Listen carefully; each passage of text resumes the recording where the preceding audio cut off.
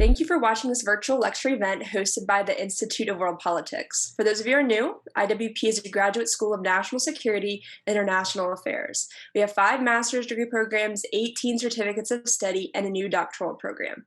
If you're interested in learning more about us, please visit iwp.edu. This lecture event is part of the 11th annual Kościuszko Chair Spring Symposium in honor of Lady Blanka Rosenstiel. This event is sponsored by the Kościuszko Chair in Polish Studies and the Center for Intermarium Studies. This afternoon, we'll be hearing from Dr. Marek Chodykiewicz.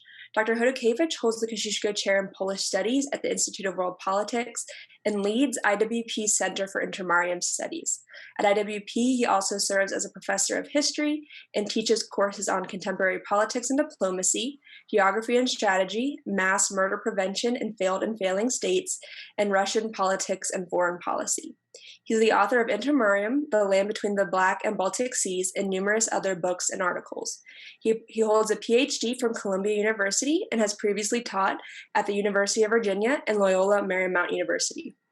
Dr. Chodykiewicz, welcome, and thank you for joining us today.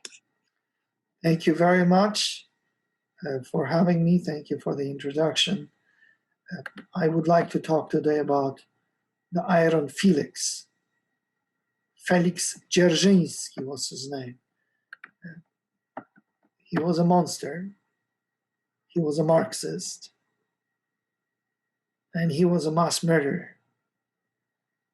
At the same time, he was a very, very intriguing and interesting person. And to trace his evolution from a child, from a good family, from a noble Polish Catholic family, into the morass of the revolution is absolutely fascinating. The first time I heard about Feliks Dzierzynski was because of my great-grandfather, Witold Cieszewski. He worked for the Russian state on the railroad. He was a station chief, or fulfilling the duties of a station chief in 1914 at Iława, which was on the border with Prussia, Germany. His specialty was a logistics and cargo expert. I think the official Russian title was Agent po wyzysku gruza. Witold Cieszewski and his family, so my great-grandmother and my grandmother and 3 other siblings, were evacuated by the Tsarist government in 1915 during the general retreat. They ended up in Moscow, where, among other things, my grandfather continued his studies at the university, at this time at the University of Moscow, and he also traveled the length and width of the Russian Empire, dealing with cargo and logistical issues. This was a complete nightmare, one of the reasons why Russia was losing the war. It was simply not prepared for a total war, a modern war, and for all the logistical problems with the railroads. In any event, following the February Revolution, my great-grandfather continued his work when the Bolsheviks staged their coup d'etat in 1917. His situation changed dramatically.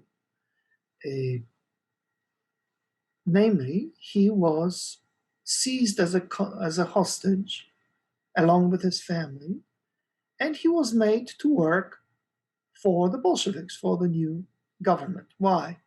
Well, number one, initially at least, government bureaucrats tried to boycott Lenin and his comrades.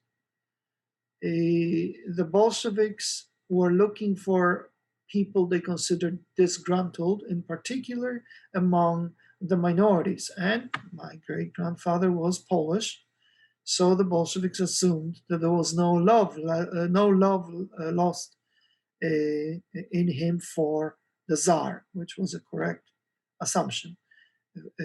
Further, they needed bourgeois specialists, otherwise everything would come to a standstill. My great-grandfather knew his stuff. He knew about logistics and cargo as far as railroads were concerned. Also, the Bolshevik government moved to Moscow, so my great-grandfather was based there, and it was convenient for the Bolsheviks to enlist him, therefore, to continue the same work. But because of those various other circumstances, he ended up in the Kremlin, at the Commissariat of Transportation, where in essence, by default, he fulfilled the duties of a deputy commissar, so deputy minister for transportation, and his boss was Leo Trotsky, who was the commissar of transportation. My great-grandfather had a desk at the Kremlin. Next to him, there was a Chekist, a secret policeman with a nagant, with a gun, in case if my great-grandfather got some ideas that were not particularly pro-Bolshevik. My great-grandfather would remark about Trotsky's nearsightedness, so that's what I remember, that his glasses were as thick as the bottoms of bottles. And as far as Dzierżyński, whose desk was nearby, since Dzierżyński was the head of the secret police, he also utilized transportation, which was the main way to fight the civil war in the Russian Empire. And my great-grandfather would invariably refer to Dzierżyński as a psychopath and someone really evil.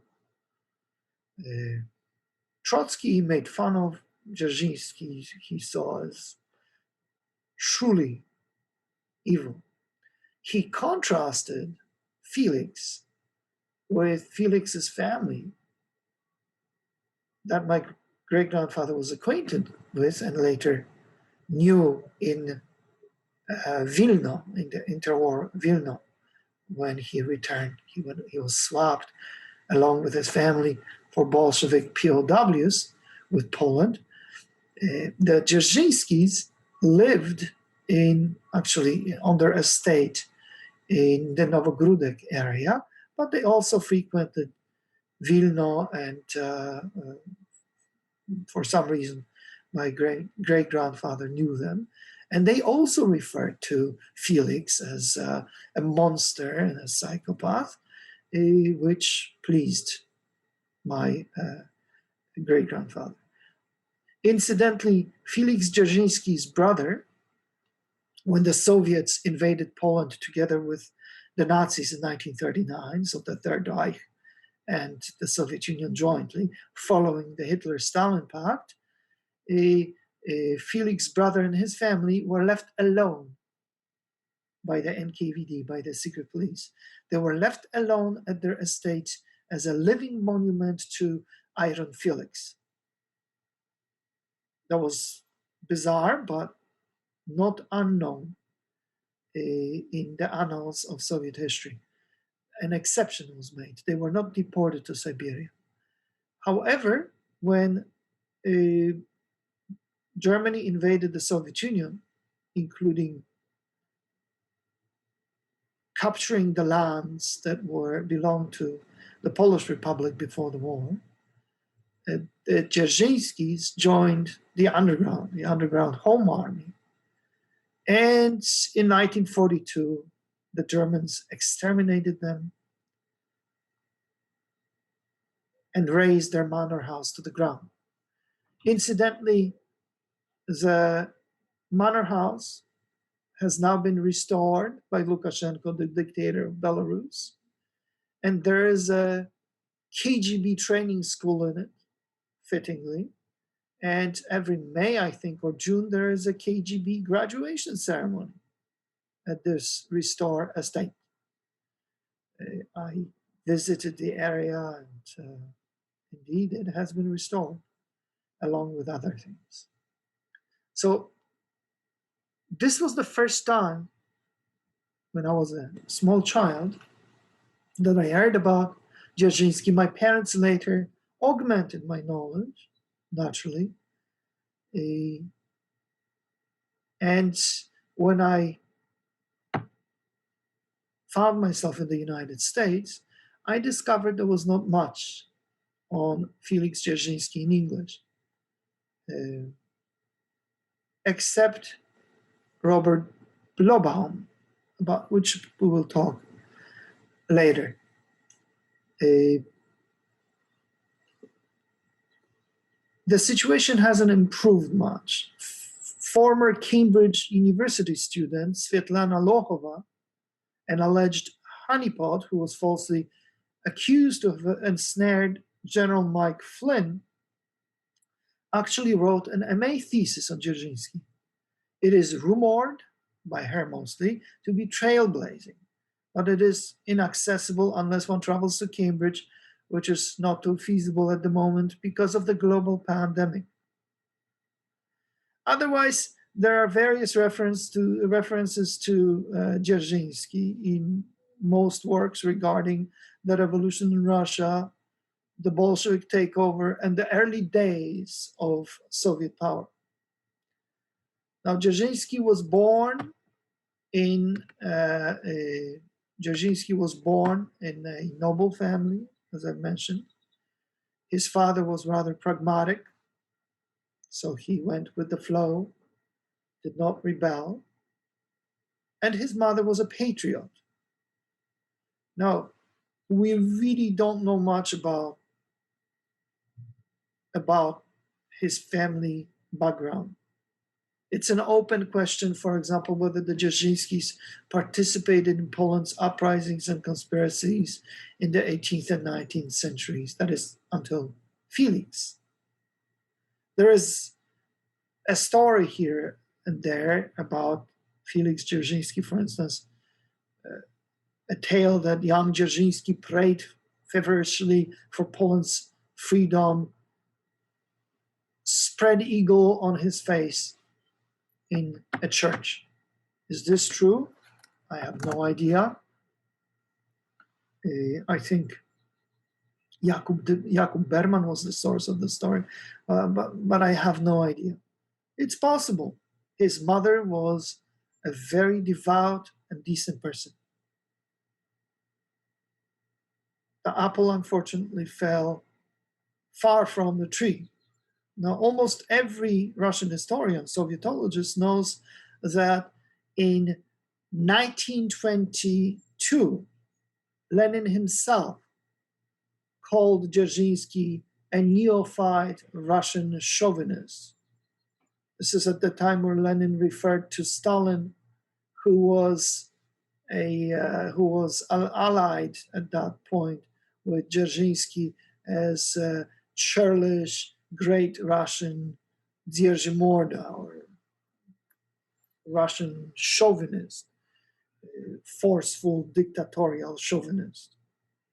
We'll return to this point later, from praying for Poland, for Poland's freedom in a church, to becoming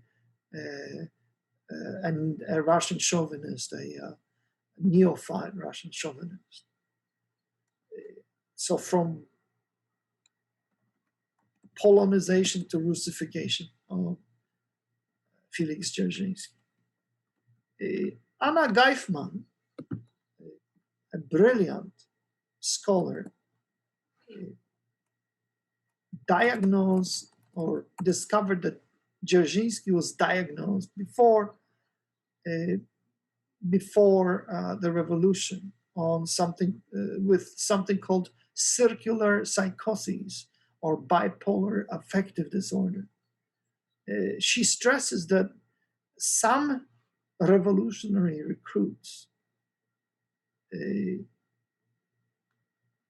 entered the revolutionary ranks by mere accident. Others fell victim to blackmail, psychological terror, or manipulation. That included even manipulation of children. It did happen that at one point the revolutionaries manipulated a Russian hermaphrodite to encourage him to join a terrorist cell. Some of the recruits suffered of various neuroses, depression, hysteria, paranoia, and other psychological disorders. And here Geifman mentions Dora Brilliant, and Feliks Dzierzynski. Some of them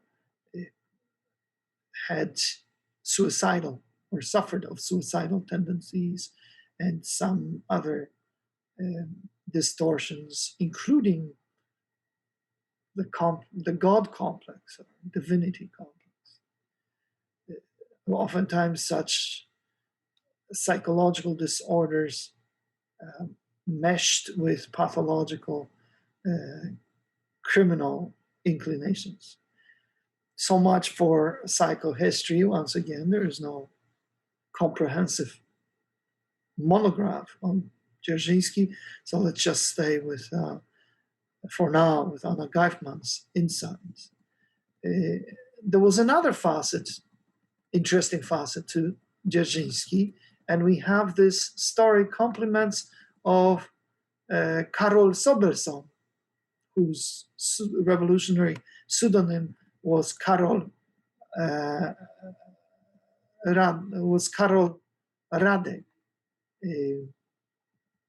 Karol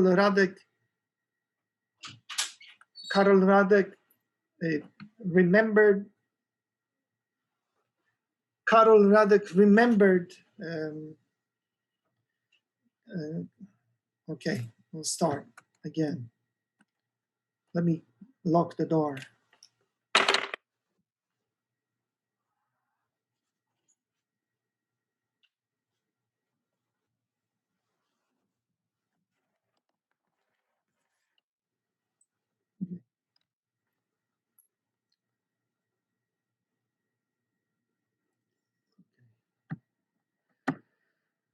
Okay, I'm starting again. There is another story, an interesting story about Feliks Dzierzynski from Karol Sobelson, whose revolutionary pseudonym was Karol Radek, one of the top Bolsheviks. Radek recalled the early days before World War I, before the revolution of 1905, really. He said something later. We often joked in the leadership of Polish social democracy, which consisted mostly of Jews, that the only person who knew how to read in Yiddish was Dzierżyński, who stemmed from Polish Catholic nobility.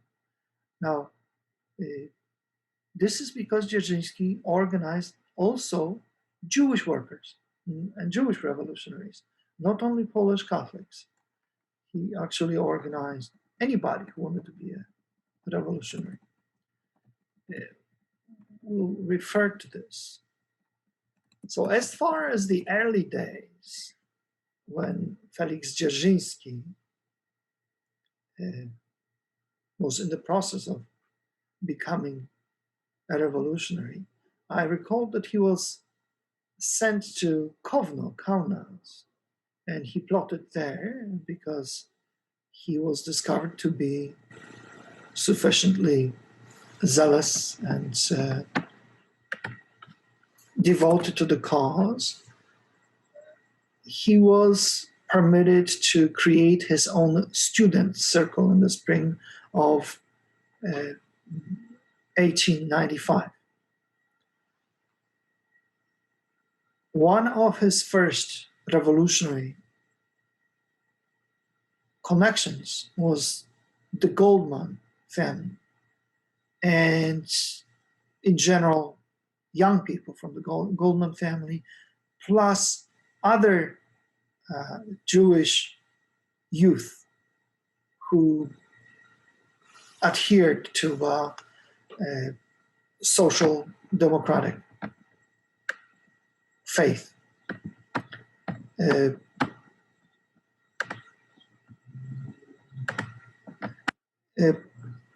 Leon and Michal Goldmans, especially Michal, whose revolutionary pseudonym was Mark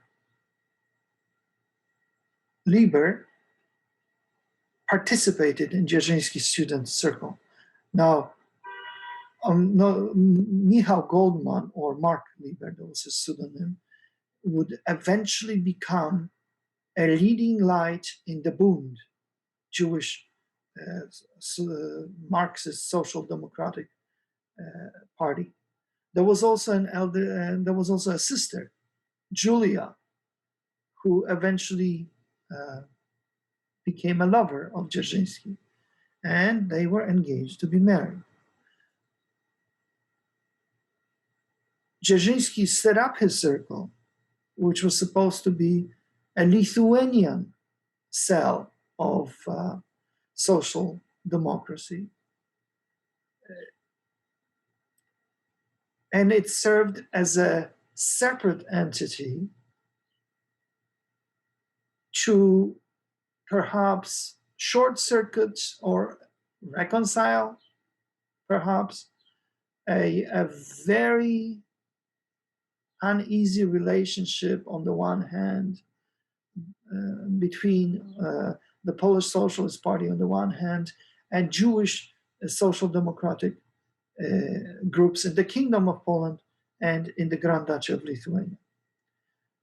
Jewish socialist leaders were opposed to the Polish Socialist Party, in particular, its bid for both socialism and Polish patriotism. They rejected attempts to subordinate all socialist groups to the patriotic and socialist agenda of the PPS. Jewish leaders, socialist leaders, actually stalled, and at that point would not declare themselves one way or another whether they supported the nationalist plank which the PPS advanced. What it means is that Jewish social democrats refuse to identify as Poles and to support the cause of Polish independence. They opposed, in particular, the attempts by the Polish Socialist Party to recruit Jewish workers into the ranks of the PPS.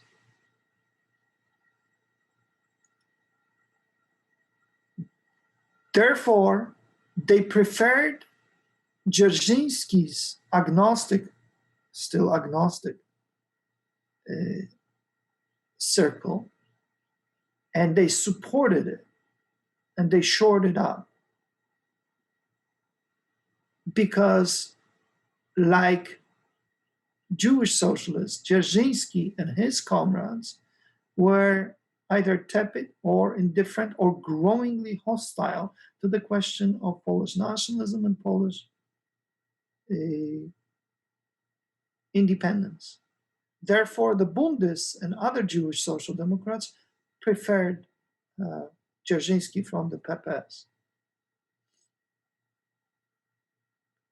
To prevent socialists of Jewish origin from falling under the spell of the Polish Socialist Party, Instead, they would dispatch assimilated and assimilators to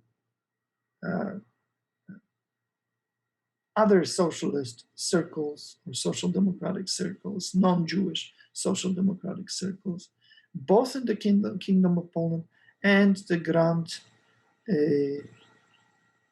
Duchy of Lithuania. So aside from personal sympathies that developed between, and affinities that developed between the Goldmans and Dzierżyński, there was also the question of party tactics. To cut down the PPS, one should support organizations such as Dzierżyński's, which were not interested too much in Poland's freedom per se. They were more interested in socialism and social liberation, not national liberation.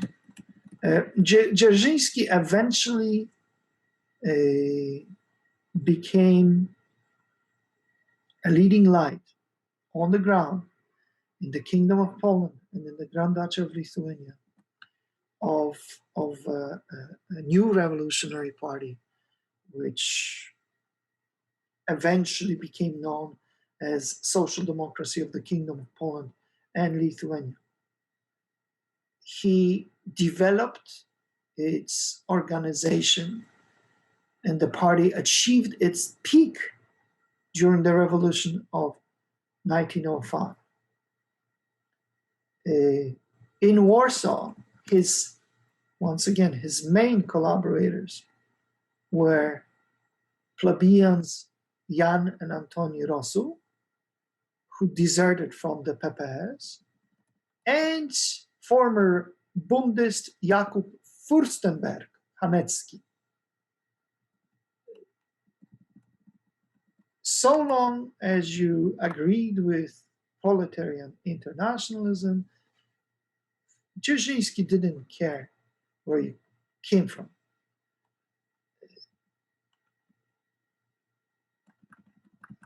Essentially, the Rosso brothers, or Rosso father and son,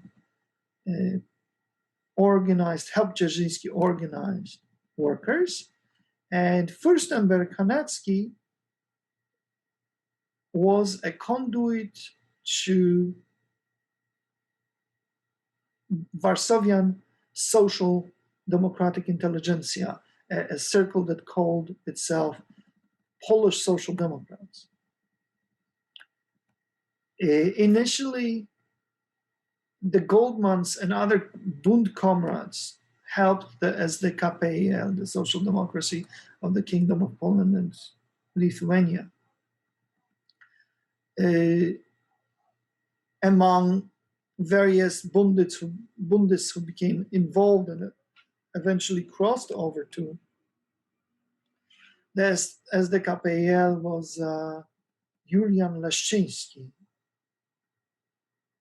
Without the help of such persons, Dzierżyński, who was from the borderlands, who was from the Grand Duchy of Lithuania, would not have been as successful in the Kingdom of Poland.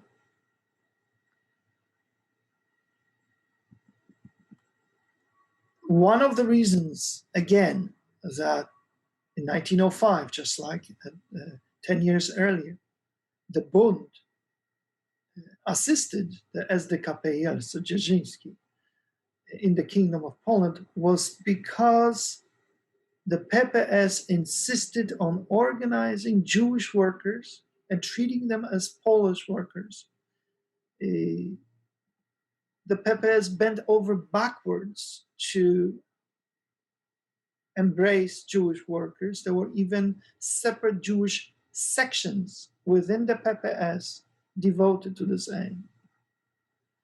The Bund began counteracting this in an organized manner already in 1899.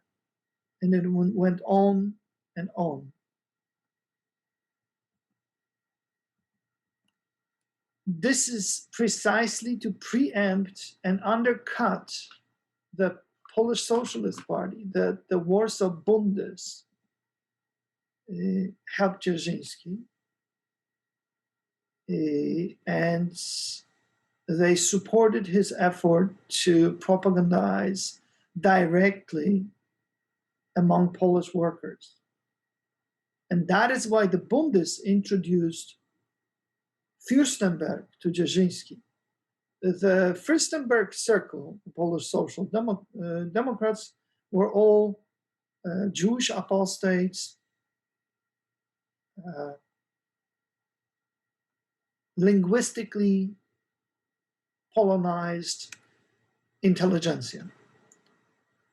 So these people, in the name of internationalism, were supposed to propagandize Polish Catholic workers.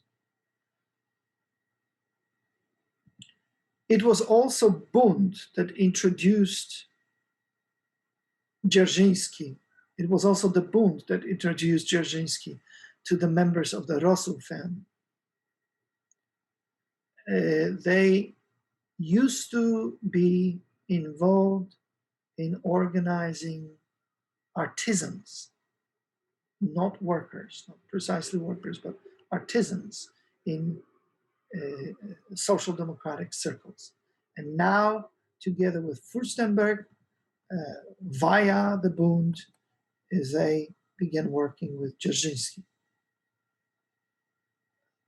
Essentially, all activists of the SDKPL and those who were allied with that organization negated Polish independence and Polish nationalism.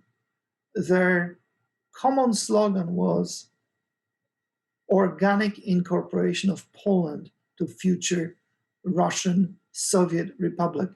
I'm talking before World War I. This was this was an idea developed by Rosa Luxemburg.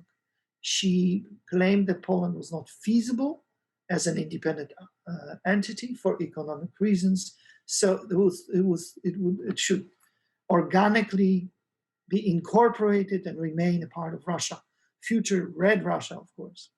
There were exceptions. Cesaryna Wojnarowska and her small circle emulated Lenin. So for instrumental and tactical reasons, attempted to modify and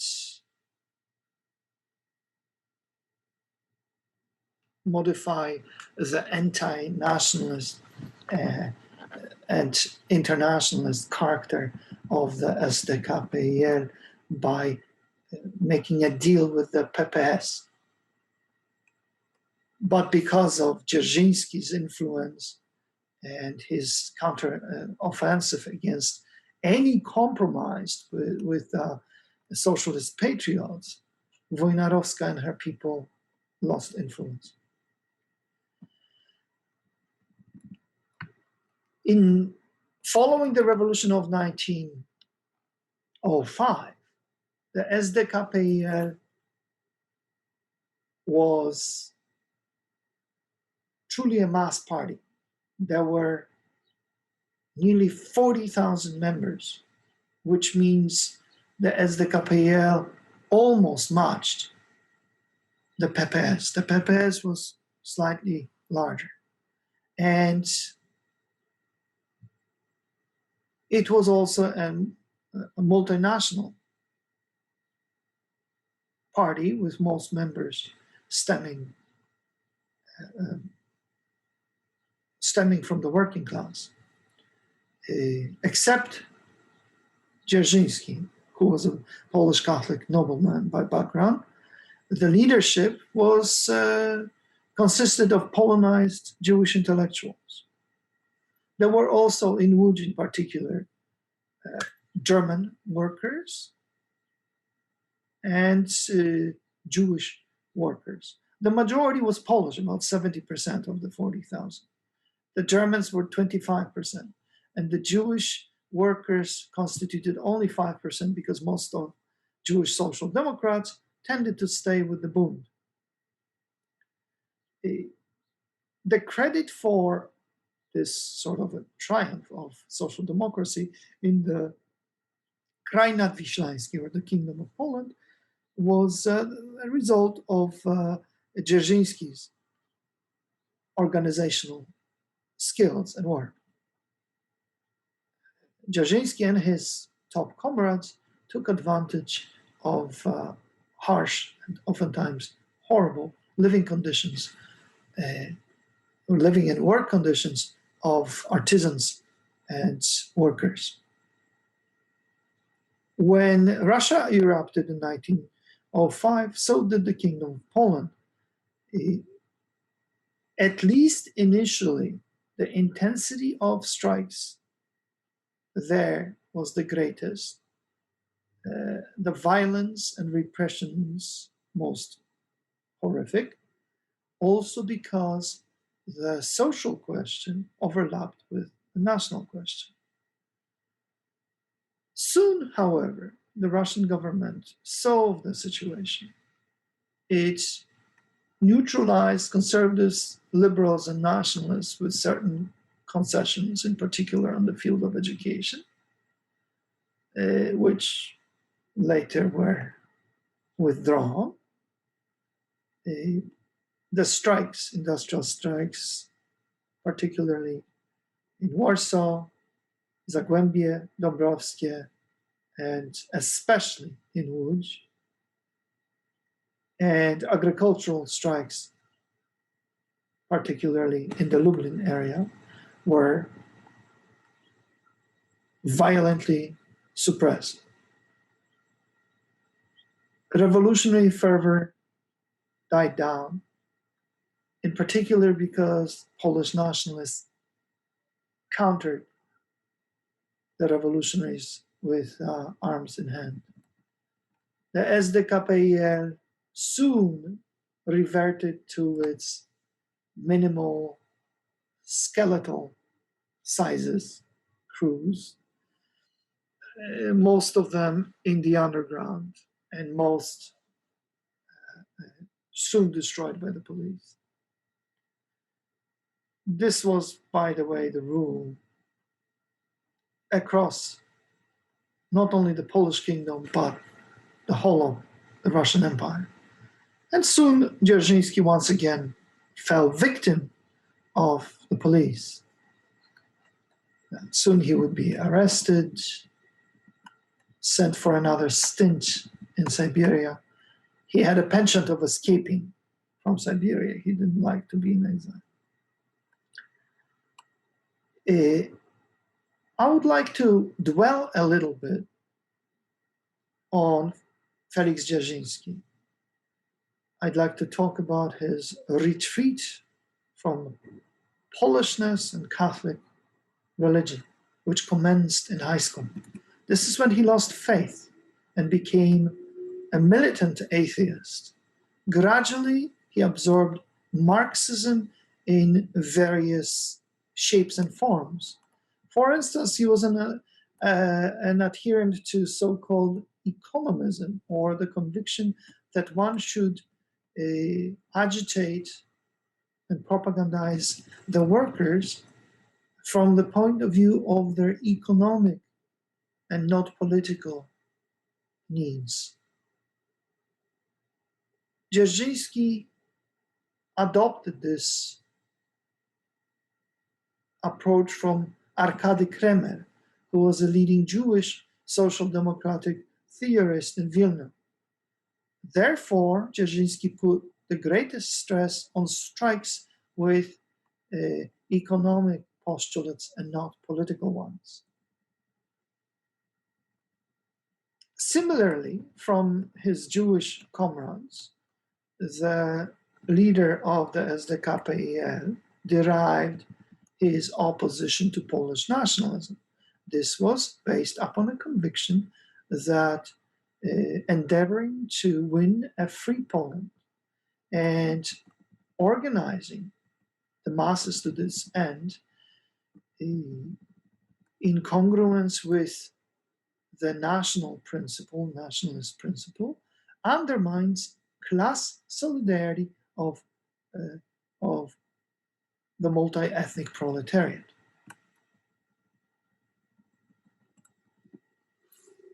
I think Robert Blobaum explained this particular issue in a very handy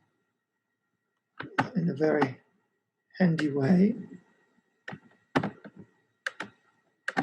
and it goes as follows. Similarly, the crystallization of Dzierżyński's views on the national question and the closely related issue of unity among the ethnic socialist parties was a local Wilno inspiration. Here again, the influence of the Jewish socialist democrats, particularly the Goldman brothers, was fundamental. Although Dzierżyński had come to reject the idea of either Polish or Lithuanian statehood, both he and the Goldman brothers favored a federation of self-governing units at all administrative levels in a future Russian state. From here, the Goldmans would go one step further. As members of the Bund, they embraced the idea of extraterritorial national cultural autonomy. Dzierżyński, on the other hand, would gradually retreat from the idea of far-reaching autonomy that he had come to support in 1897. Later, in the fundamentally different environment of Warsaw, he would move closer to the orthodox views of Rosa Luxemburg.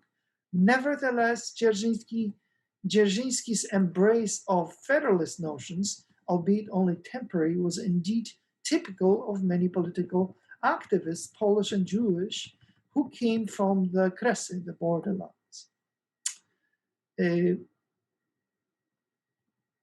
This anti-national logic,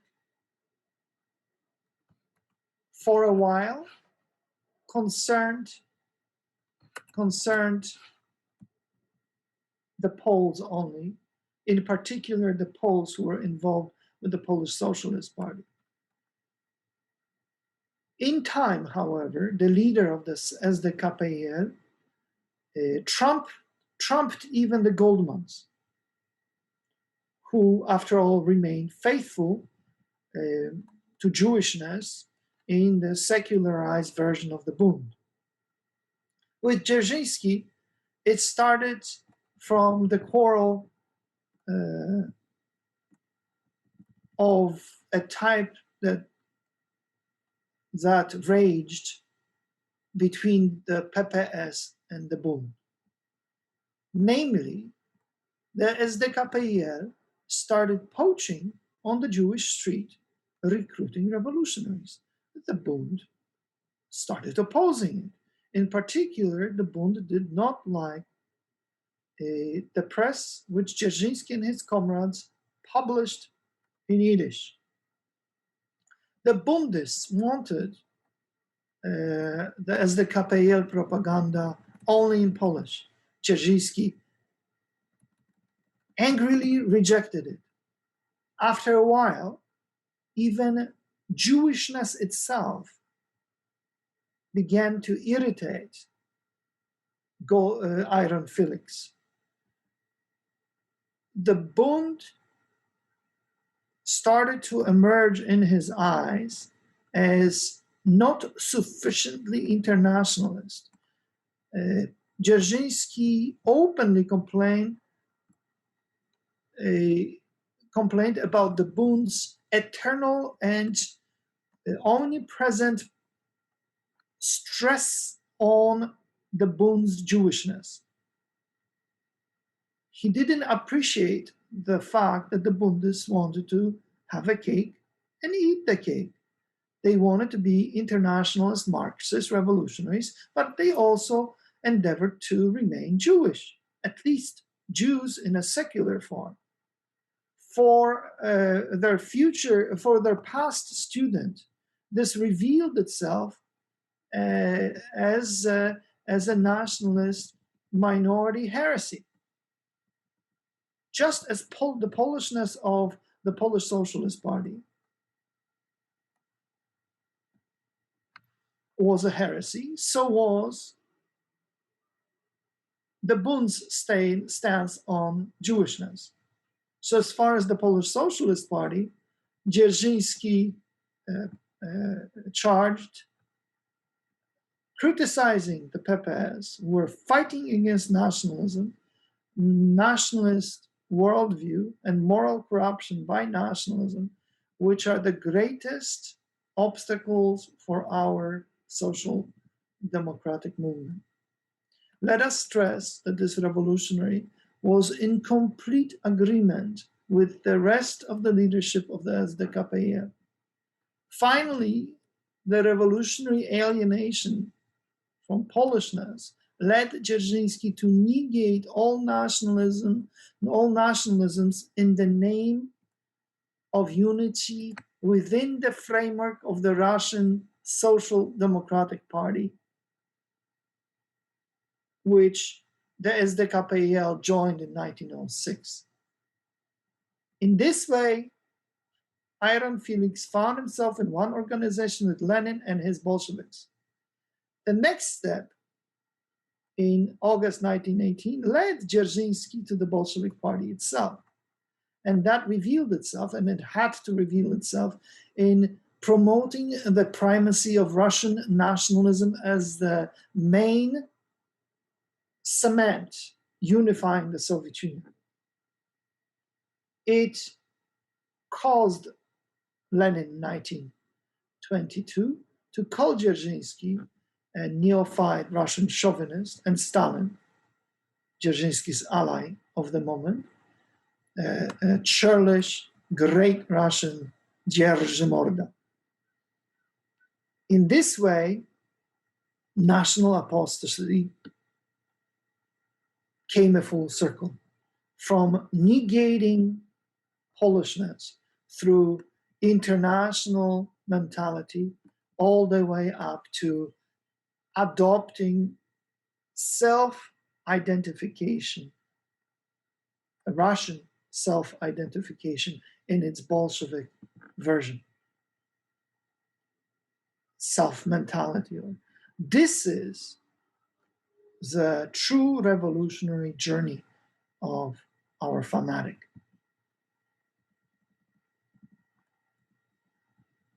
Dzierżyński and his comrades were international commies, internationalna komuna. There really weren't any great differences between Polako komuna Dzierżyński, Hamo komuna Rosu, and Żydo komuna Fürstenberg. They were internationalists. When we add descriptives to their names, it's really superfluous for the purpose of describing their ideology. However, it can help to identify precisely the roots. They all were enamored in the Luxembourgist organic incorporation. They all negated Polish nationalism, including Polish independence, including in its socialist version. They considered it independence as utopia. Dzierżyński himself wrote, nationalist propaganda plays into the hands of the government not only because it divides our party, but also the Polish proletariat from the Russian and Jewish. We therefore consider that the PPS is on the wrong road with its slogan of the struggle for the independence of Poland. They accuse us of treachery, that we want to destroy the workers' movement, intending to chop off its head. We want only that the proletariat understand its real interests. And real interest was internationalism and later the Soviet Union in its Russian form.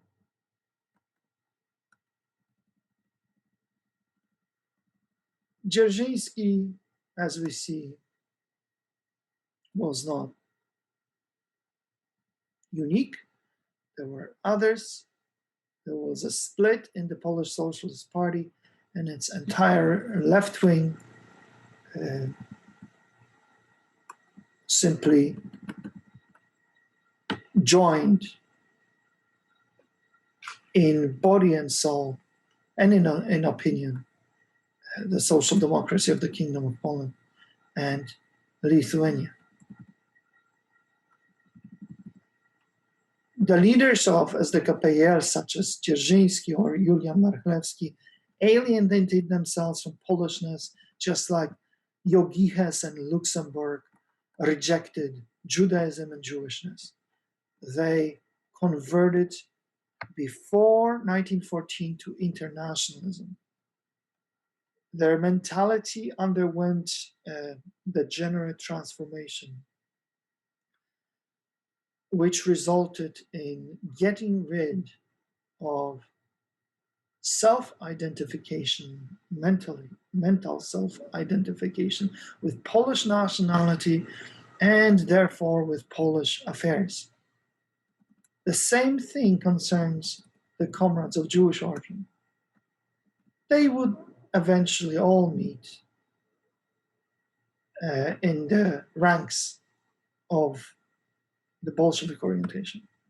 Therefore, Polish patriots, including leftist patriots, consider Dzierżyński and Marchlewski as traitors and renegades. They referred to them as komuna. Whereas Feliks Dzierzynski, who was involved with PPS revolutionary fraction under Józef Piłsudski, was Polish and was considered Polish, even though he was a socialist, social. Dzierżyński was simply a komuna, just as Luxembourg. People added that Luxembourg was a Jew commune, Żydo commune. This was the prism through which their opponents endeavored to understand and segregate socialists in the old lands of the Commonwealth. Whether we like it or not, this interpretation repulses essentially everybody, but we must understand that the perception I've just mentioned applied in those times. Let's not be hysterical. I would like to spend a little bit of time on Robert Blobaum and his work on Dzierżyński. Fanatical, ascetic, dialectical, practical, and love-struck, describes best Poland's most infamous communist, revolutionary, and the founder of the Soviet secret police as he emerges from the pages of Robert Blobaum's Feliks Dzierzynski and the SDKPL, a study of the origins of Polish communism. The historian did a yeoman's work to restore the revolutionary hero to his proper place in the Red Pantheon. Never lapsing into a hagiography, Blobaum remains critical of, if somewhat sympathetic to, his protagonist. Canonized by communist historiography both in the USSR and Poland, Feliks Dzierzynski was not only the unblemished Leninist and spotless and peerless knight of the revolution. Blobaum concentrates, however, on the period before the Bolshevik takeover. He traces Dzierżyński's origin in a landed noble Catholic family in Lithuania, his patriotic upbringing, in particular by his religiously devout mother, his humiliation by the Russian authorities in high school, his subsequent loss of faith, abandonment of Polish nationalism, and gradual embrace of revolutionary internationalist socialism, as well as his quest to bring about utopia on earth through mostly covert operations. Dzierżyński was neither a party ideologue nor a theoretician. Instead, he was a superb practitioner, organizer, and clandestine operator of the social democracy of Poland and Lithuania. Whereas émigré Rosa Luxemburg stood apart as the brain behind the socialist obstructions, Dzierżyński breathed life into them. Arguably, his greatest contribution was the introduction of the centralized model of leadership. He partly anticipated Lenin and not followed him on the so-called democratic centralism. Early on, as the KPL leader realized that the party discipline and a top-down dictatorship were the best way to run a utopian organization which metastasized from a sect into a mass party of 40,000 people during the revolution of 1905. The SDKPL grew under his tutelage in leaps and bounds, only to be destroyed by the Russian Secret Service, the Okhrana. The ascetic leader paid for his fanaticism with numerous stints in jail and in Siberia, even if he invariably escaped from his frigid exile. The revolutionary was fiercely independent and protected the independence of his SDKPL from Lenin.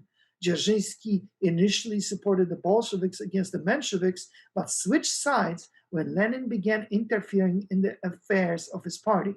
His greatest quarrel with the Bolshevik leader concerned Rosa Luxemburg's theory that Poland's independence was not viable.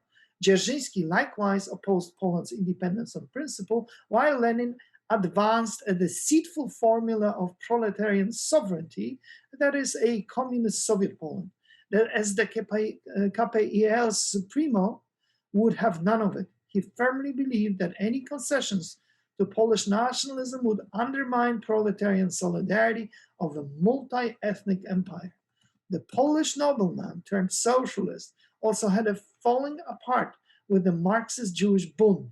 At first, he considered himself a pupil of the Wilno Bundists, especially the Goldman family. He owed his internationalism to them.